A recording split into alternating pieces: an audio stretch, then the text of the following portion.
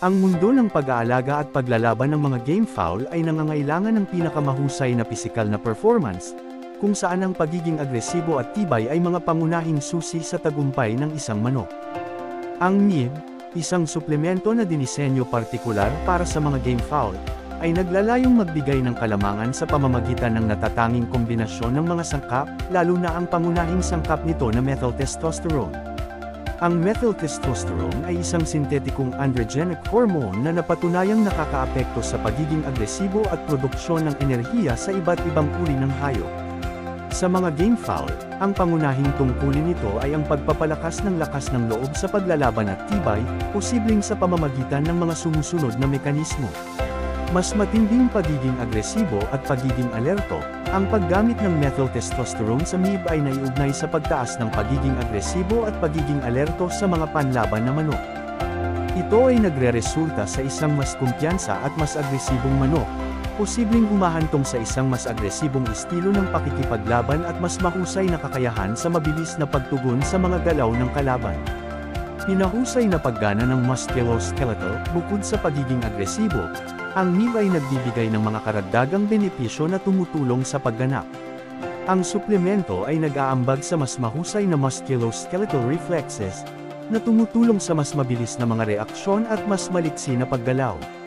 Pinapalakas din ito ang paglaki ng kalamnan at buto, na humahantong sa isang mas matibay at mas matatag na pangangatawan na kayang tiisin ang mga pagsubok sa laban.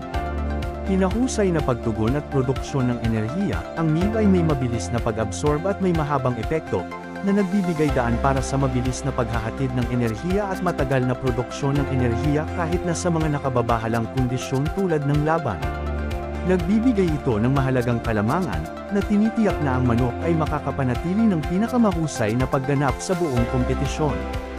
Ang pag-administer ng MIB ay nag-iiba depende sa gustong tagal ng paghahanda. Paghahanda sa loob ng isang buwan, para sa pinakamahusay na pangmatagalang paghahanda, mag-inject ng 0.25 ml intramuscularly sa ika-7 days at ika-21 days ng panahon ng paghahanda, at sundan ito ng pangatlong injection 3 araw bago ang laban. Paghahanda sa loob ng 14 days, para sa mas maiikling panahon ng paghahanda, mag-administer ng 0.25 ml intramuscularly sa ika-5 days at ika-11 days ng panahon ng paghahanda. Paghahanda sa loob ng 1 linggo, sa huling linggo bago ang laban, mag-inject ng 0.25 ml intramuscularly 4 na araw bago ang kompetisyon. Bagamat ang MIB 10 ml ay nag-aalok ng mga promising na benepisyo para sa mga game fowl, mahalagang maging maingat at responsable sa paggamit nito.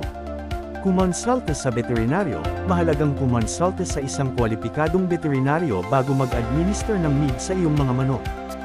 Ang isang veterinaryo ay maaaring masuri ang mga individual na pangangailangan ng iyong game fowl, makilala ang anumang potensyal na problema sa kalusugan, at magrekomenda ng naaangkop na dosis at plano ng pag-administer. Maaari rin nilang matugunan ng mga potensyal na interaksyon ng MIB sa iba pang mga gamot o suplemento na natatanggap ng iyong manok.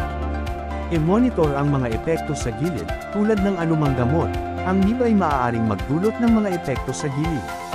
Mahalagang i-monitor ng mabuti ang iyong mga manok para sa anumang hindi pangkaraniwang pag-uugali, pagbabago sa gana, o pisikal na pagbabago.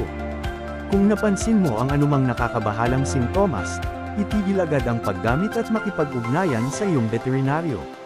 Ang paggamit ng mga suplemento na direktang nakakaapekto sa pagiging agresibo ay dapat nalapitan ng may matinding pag-iisip.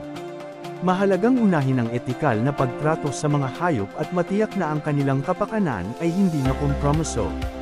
Ang MIB ay kumakatawan sa isang potensyal na tool para sa pagpapalakas ng pagganap ng mga game fowl, ngunit ang paggamit nito ay nangangailangan ng isang responsable at matalinong diskarte.